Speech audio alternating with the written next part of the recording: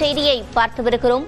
புதுச்சேரியில் காங்கிரஸ் திமுக கூட்டணியில் இழுபறி நீடிக்கும் நிலையில் 2 தொகுதிகளில் இந்திய கம்யூனிஸ்ட் மனு தாக்கல் செய்ய இருக்கிறது. கூடுதல் விவரங்களை செய்தியாளர் இளவமுதனிடம் கேட்கலாம். இளவமுதன், விவரங்கள். புதுச்சேரியில் இந்திய கம்யூனிஸ்ட் கட்சி காங்கிரஸ் திமுக கூட்டணியில் போட்டியிடுவதற்காக ஏற்பாடுகளை செய்து கொண்டிருந்தது. அந்த கட்சிக்கு ஒரு தொகுதி மட்டுமே ஒதுக்கப்படும் என்று ஏற்கனவே அந்த கூட்டணியில் ஒதுக்கப்பட்டது.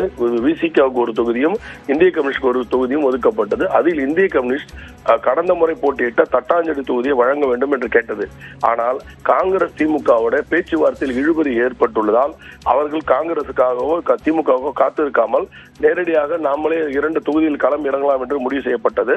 அதன் அடிப்படையில் தட்டாஞ்சாவடி தொகுதியில் இந்திய கம்யூனிஸ்ட் கட்சியோட செயலாளரான சலீம் போட்டியிடுவதற்கான வேட்பு மனுவை இன்று தாக்கல் செய்கிறார்.